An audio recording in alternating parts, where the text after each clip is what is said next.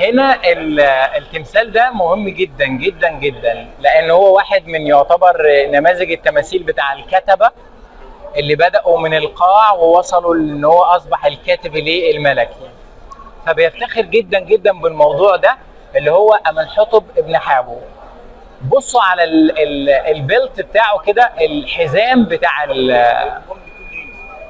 بتاعه مكتوب من البدايه خالص. هنا اول علامه خالص علامه النسو، علامه الملك، وبعد كده علامه سش مرتين، صح؟ جميل. سش نسو اللي هو الكاتب الملكي، يبقى اول كلمه نسو، والثانيه علامه الكتابه سش نسو الكاتب الملكي، كاتب الايه؟ كاتب الملك. بعد كده عندك سش ثانيه وجنبها علامه بتاعت نفر، تمام؟ سش نفر الكاتب الجميل او كاتب النصائح، لان هو كان كمان حكيم، تمام؟ سش نفر. وبعد كده الاسم بتاعه بدايه من كلمه ايمون، ادي الورقه بتاعت النبات، وعندك الخرط السنت والنون ايمون. بعد كده تحتها علامه الحتب اللي هي الحصيره اللي عليها رغيف عيش، ايمون حطب.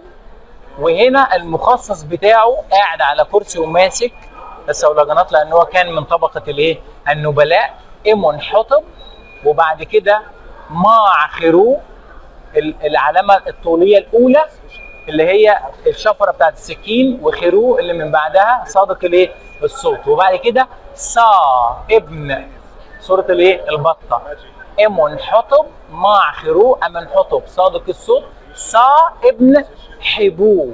هتلاقي في علامه كده عامله زي رقم 8، علامه عامله زي رقم 8، اتنين تحت بعض اسمها حب، وتحتها مربع حرف الباء مكمل صوتي، والواو برضه مكمل ايه؟ صوتي، اسمها حبو، صاحبو امن حطب ابن ايه؟ ابن حابو. وبعد كده نخت اللي هو الايه؟ القوي.